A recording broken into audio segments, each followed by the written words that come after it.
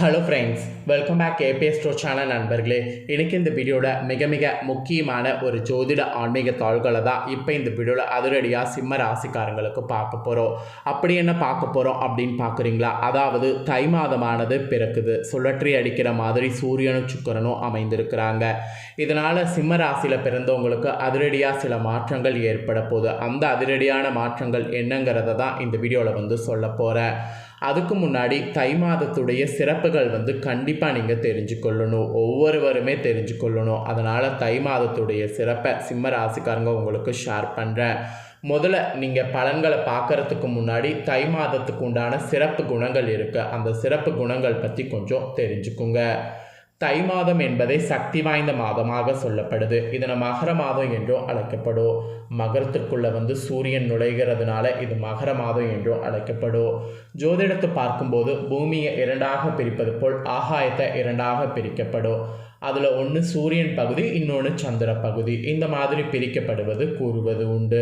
அதில் மகரத்திலிருந்து கடகம் வர சந்திரனுடைய பகுதிக்குள் வரும். அவைகள் சந்திரத்துக்கு உரியனையாக இருக்கும். அப்போ இந்த தை மாதத்தில் இருந்து சூரியன் பகுதி துவங்குகிறது. இந்த மாதம் பார்த்தீங்கன்னு வச்சுக்கோங்களேன், மகர ராசியில் ஸ்டார்ட் ஆகிறதுனால இதனால் சூரிய பகுதியானது வலிமையடைகிறது. அதாவது உத்தராயண புண்ணிய காலம் துவங்குகிறது. இந்த காலத்தை 2 அயனமாக பிரிக்கப்படும். தாட்சாயணம் தெற்கு, உத்தராயணம் வடக்கு.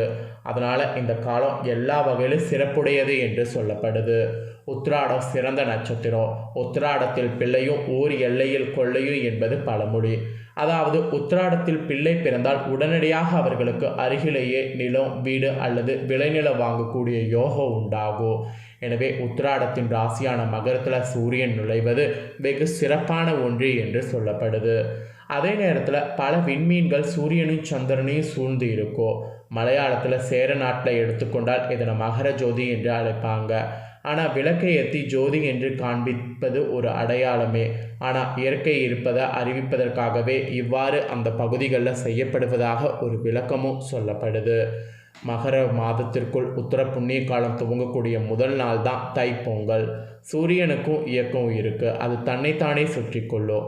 ஆன்மீகத்தில் சிவனுக்கு இணையாக சூரியனை ஒப்பிடப்படும். சிவன் தனக்கு தானே கட்டுப்பாடுகள் வைத்து கொள்வார். அவருக்கு மேலே யாரும் கிடையாது. அதே போல் சூரியனை எதையும் சுற்றாமல் அவரை மட்டுமே பார்த்தீங்கன்னு வச்சுக்கோங்களேன் சுற்றிட்டு இருப்பார். மற்ற கோள்கள் தான் சூரியனை சுற்றும். எனவே இவ்வளவு சிறப்பு பெற்ற தையே தமிழர்களுடைய முதல் மாதமாக சங்க காலங்களில் போற்றி கொண்டாடப்பட்டுட்டு இருந்திருக்கு. சித்திரை பிறந்தால் வழி பிறக்கும் போன்ற எந்த பழமொழியும் இல்லை. ஆனால் தை பிறந்தால் வழி பிறக்கும் என்பது பழமொழி. எல்லாமே தையில் தான் துவங்கப்படும். தை பிறக்கட்டும் ஜாதகத்தை எடுக்கலாம் என்பாங்க. தை மாதத்தில் திருமண நிச்சயம் செய்வாங்க. வேளாண் துறையில் தை முதல் நாள் தான் நெல், சோளம் எல்லாமே விற்கப்படும். அதாவது மார்கழியில் அறுவடை முடிந்து தை முதல் நாள் புதிய நெல் புதுப்பானை வைத்து எல்லாமே விற்கப்படுவது தை முதல் நாள் அன்று தான். பங்குனி மாதத்தில் எந்த அறுவடையும் செய்வதில்லை. மாற்று பெயர்கள் வேண்டுமானால் செய்யப்படலாம். ஆனால் தையில் தான் எல்லா அறுவடைகளும் முடிந்து அடுத்த காலத்தை துவங்குற மாதிரி அமைகிறது. அது மட்டும் இல்லாமல் ஆதி காலத்தில் ராஜராஜ சோழன் காலத்தில் அந்த தை மாதத்தில் தான் பல பரிகாரங்களை செய்திருக்கிறாங்க. பல நல்ல திட்டங்கள் இந்த மாதத்தில் தான் துவங்கியிருக்கிறாங்க. நெற்களஞ்சியத்திலிருந்து பழைய நெல்களை கொடுத்து விட்டு அல்லது விட்டு புதிய நெல்களை கொள்முதல் செய்து வைப்பாங்க. நெற்களஞ்சியில் இருக்கக்கூடிய தானியங்களை மக்களுக்கு தான தர்மம் செய்து விடுவதும் இந்த மாதம்தான். தான தர்மங்கள் செய்வதற்கு உகந்ததாக தை மாதம் விளங்கியிருக்கு. இதெல்லாம் அடிப்படையாக வைத்து பார்த்தால் தமிழர்களுடைய புத்தாண்டு தை மாதம் என்று சொன்னால் மிகையாகாத ஒரு உண்மை. தட்பவெப்ப நிலையில் பார்த்தாலும் தை மாதம் சிறந்த மாதம். குளிரும் இருக்கும், வெயிலும் இருக்கும். எதுவுமே கடுமையாக இருக்காது. இதுவே ஒரு சிறப்பான மாதம் என்று சொல்லலாம். அதாவது சிறப்பு வெகு இருக்குது என்று சொல்லலாம். சூரியனுடைய உத்தராயண பயணம் துவங்கக்கூடிய இந்த தமிழர் திருநாள் என்று சொல்லப்படக்கூடிய தை மாதத்தில் திருமணம் செய்கிறது, புதுமனை புகுறது, புது வேலையில் சேர்வது, புதிய நிறுவனம் தொடங்குறது போன்ற அத்தனையுமே துவங்கினால் வெற்றியானது பெற முடியும். அது நீண்ட காலமும் நிலைக்கவும் செய்யும். சூரியனை வழங்கக்கூடிய நாளாக தையுடைய நாள் விளங்குகிறது. புது அரிசி, கைக்குத்தல் அரிசி இதெல்லாம் பானையில் வைத்து சூரியனுக்கு பொங்கல் வைக்கிறதும் இந்த மாதத்தில் நடக்கும். தை மாதத்தில் சூரிய பொங்கல் என்று இது அழைக்கப்படும். மறுநாள் மாட்டு பொங்கல், அப்புறம் குலதெய்வ வழிபாடு, வள்ளுவனையும் வணங்குகிறோம். சித்திரையில் இது போன்று தமிழர்கள் சார்ந்த எந்த விழாவும் இல்லை. வள்ளுவனையும் கொண்டாடுவதில்லை. ஆனால் தையில் இந்த மாதிரியெல்லாம் பண்ணப்படுது. இவ்வளவு சிறப்புகள் இருக்கக்கூடிய இந்த தை மாதத்தில் கிரகங்களுடைய அடிப்படையில் சிம்ம ராசியில் பிறந்தவங்களுக்கு அடித்தது ஜாக்பாட் என்று சொல்லப்பட்டிருக்கு. திடீர் அதிர்ஷ்டத்தால் துள்ளி குதிக்க போகிறீங்க.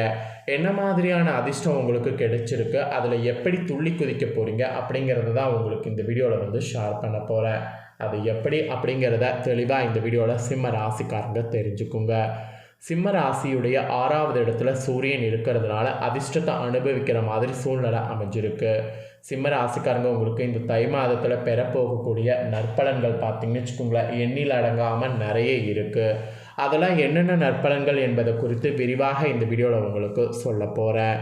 சிம்ம ராசிக்காரங்க உங்களை பொறுத்த வரைக்கும் தை மாதத்தில் ராசிநாதன் 6வது வீட்டில் வீற்றிருக்கிறாரு. 6வது இடத்துல சூரியன் இருப்பது மிகப்பெரிய சிறப்பை கொடுக்கும். ஜோதிட சாஸ்திரத்தின்படி 6வது இடத்துல அசுப கிரகங்கள் இருப்பது யோகத்தை கொடுக்கும். உங்கள் ராசிநாதனாக இருந்தாலும் சூரிய பகவான் 6வது இடத்துல இருப்பது என்பது காலபுருஷனுக்கு 10வது இடமாக இருக்கிறது. காலபுருஷனுக்கு 4வது இடத்தை பார்க்குது. ஸோ 4, 10க்குரிய 2 இடங்களுக்கு சம்பந்தப்பட்ட விஷயங்கள் உங்களுக்கு அத்தனையுமே வந்து இந்த தை மாதம் கைகூடி வரும். அதில் எந்த ஒரு டவுட்டும் உங்களுக்கு வேண்டாம். 6வது இடத்துல இருக்கக்கூடிய சூரியன் எதிரிகளை வெற்றி பெறுவதற்கான சூழ்நிலையை உங்களுக்கு அமைச்சு கொடுப்பாரு. கடன்கள்லாம் ஈஸியாக கட்டி முடிப்பீங்க. போட்டிகள், ஒப்பந்தங்கள் எது வேணாலும் நீங்கள் இப்போ ஈடுபடலாம். எதில் ஈடுபட்டாலும் முன்னேற்றத்தை காண்பீங்க. இதுவரை இருந்து வந்ததை விட அதிக தைரியத்தோடு போராடி எல்லாத்திலுமே வெற்றியானது பெற முடியும். தேர்வு எழுதக்கூடிய மாணவர்கள், விளையாட்டுத் துறையில் இருக்கக்கூடிய மாணவர்கள் உங்களுக்கு சிறப்பான காலமாக இருக்கும். மொத்தத்தில் பார்த்திங்கன்னு வச்சுக்கோங்களேன், சிறப்பு மிகுந்த காலம் என்று சொல்லலாம். துர்துஷ்டமான அசுறுகளை அழிப்பதற்குண்டான சக்தியை நீங்கள் பெறுவீங்க. நிறைய பேர் கடன்களை கட்டி முடிப்பீங்க அல்லது கடனை வாங்கி புதிய தொழிலை தொடங்குவீங்க. 6ஆம் இடம் என்பது ஒரு மனிதனுடைய உழைப்பு. கடினமான உழைப்பை கொட்டி அதற்கான பலனை அனுபவிக்கக்கூடிய காலமாக இந்த தை இருக்க போது. இதனை நன்றாக பயன்படுத்தி கொண்டால் வெற்றி உங்கள் பக்கம் நிச்சயம் இருக்குது. அப்புறம் தொழில் ரீதியான வளர்ச்சியை காண்பதற்கும் வெற்றி பெறுவதற்கும் வாய்ப்பு இருக்குது. சூரியன் உச்சம் பெறக்கூடிய வீட்டுக்கு 10வது இடத்துல இருக்கிறதுனால இந்த காலகட்டத்தில் தொட்டதெல்லாம் உங்களுக்கு துளங்கும். நினைத்த காரியங்கள் அனைத்தும் கைகூடி வரும். அரசாங்கம், அந்நியர்கள், பெரியோர்கள், பணக்காரர்கள், அதிகாரத்தில் இருப்பவர்களிடம் நல்ல மதிப்பையும் அனுகூலத்தையும் பெறுவீங்க. அந்த மாதிரியான சூழ்நிலை உங்களுக்கு இப்போ அமைஞ்சிருக்கு. 2வது இடத்துல கேது இருக்கிறதுனால படிப்பு, தொழில், வேலைக்கு சென்று சிரமப்படுவங்க எல்லாம் இந்த தை மாதத்தில் பட்ட கஷ்டங்கள் இருந்தெல்லாம் விடுபட்டு மகிழ்ச்சியாக இருப்பீங்க. உங்கள் ராசியில் 7வது இடத்த சனி பார்க்கறதுனால சிலருக்கு உடல்நல கோளாறு ஏற்பட்டிருக்குள்ள. இது அனைத்து விதமான உடல்நல கோளாறு பிரச்சனைகளும் இப்போ தையில் உங்களுக்கு தீரப்போகுது. சூரியன் 10வது வீட்டில் அமர்றதுனால உடல்நலில் நல்ல மாற்றத்தை காண்பீங்க. சூரிய பகவான் சனீஸ்வரன் நோக்கி செல்ல செல்ல எதிர்மறையான சிந்தனைகள் எல்லாம் உங்களை விட்டு விலக ஆரம்பிக்கும். 8வது இடத்துல சுக்கிரன் அமைந்திருக்கிறதுனால, உச்ச பலம் பெற்றிருக்கிறதுனால தொழில் மேம்பாட்டை கண்டறிவது ஈஸியாக இருக்கும். நினைத்ததை நடத்தி காட்ட முடியும். பதவி உயர்வு பெற்று நல்ல இடத்துல அமருவீங்க. இந்த மாதிரியான அதிசயம்லாம் நடக்கும். பெயர், புகழ், விருது பெறுவதற்கு யோகங்கள் உண்டாகும். மாணவர்களுக்கு கல்வியில் நல்ல முன்னேற்றம் உண்டாகும். உத்தியோகத்தில் இருப்பவர்களுக்கு வேலை மாற்றம், இடமாற்றம், பதவி மாற்றம் உண்டாகும். சூரியன் 6வது இடத்துல இருப்பதும் சூரியனை செவ்வாய் பார்ப்பதும் அதிர்ஷ்டத்தை தரக்கூடிய மாதமாக உங்களுக்கு இருக்கும். அப்புறம் பங்கு சந்தை, தொழில் சார்ந்தவர்களுக்கு பணம் வைந்து உங்களுடைய கையில் வந்து சேரும்.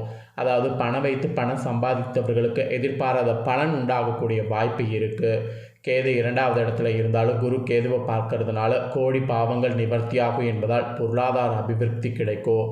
குடும்பத்தில் மகிழ்ச்சி உண்டாகும். தொழிலில் முன்னேற்றத்தை காண்பீங்க. மொத்தத்தில் சிம்ம ராசிக்காரங்களுக்கு இந்த தை மாதம் ஆரோக்கியம், ஆயுள் விருத்தி, நல்ல பணவரவு, மகிழ்ச்சி, தன்னம்பிக்கை, மனநிறைவு உள்ளிட்ட அனைத்து பலன்களும் கிடைக்க போகுது. அருகில் இருக்கக்கூடிய முருகன் கோவிலுக்கு சென்று வழிபடுவது இன்னும் நல்ல பலன்களை தரும். விசாகம், கார்த்திகை நட்சத்திர தினத்தன்று சென்று அர்ச்சனை செய்து பாருங்க, இன்னும் நல்ல பலன் உங்களுக்கு கிடைக்கும். ஸோ இந்த நல்ல பலன்கள் நீங்கள் கிடைக்கிறத இந்த வீடியோவில் தெரிஞ்சுக்கிட்டீங்களா? அதே போல் உங்கள் ஃப்ரெண்ட்ஸ் ஃபேமிலியில் இருக்கிறவங்களும் தெரிஞ்சு பலனடையணும்னு நினச்சிங்கன்னா வீடியோ லைக் பண்ணி ஷேர் பண்ணுங்கள். உங்கள் ஃப்ரெண்ட்ஸ் ஃபேமிலியில் இருக்கிறவங்களும் வீடியோ பார்க்கட்டும். அவங்களோட ராசி வந்து சிம்ம ராசியாக இருந்ததுன்னா இந்த பலனை தெரிஞ்சு இதற்கேற்ப நடந்து பலனடையட்டும். ஸோ கண்டிப்பாக வீடியோ லைக் பண்ணி ஷேர் பண்ணுங்கள். உங்கள் ஃப்ரெண்ட்ஸ் ஃபேமிலியில் இருக்கிறவங்களும் சிம்ம ராசிக்காரங்களாக இருந்தாங்கன்னா இந்த தாள்களை பார்த்து பயன்பெறட்டும். நெக்ஸ்ட்டு இதே போல் சுவாரஸ்யமாக நிறைய வீடியோ போடப்படும். அதை எல்லாத்தையுமே தெரிந்து கொள்ள நம்ம சேனலை சப்ஸ்கிரைப் பண்ணுங்கள், கூட பெல் பண்ண ப்ரெஸ் பண்ணுங்கள். அதை பண்ணிட்டீங்கன்னா நான் போடுற மற்ற அப்டேட்டான எல்லா வீடியோஸும் உடனுக்குடனே தெரிந்து கொள்ளலாம். ஸோ சப்ஸ்கிரைப் பண்ணி பெல் பண்ண ப்ரெஸ் பண்ணுங்கள். நெக்ஸ்ட்டு இதே போல் சுவாரஸ்யமாக வேறொரு வீடியோவில் வந்து சந்திக்கிறேன். தேங்க்யூ.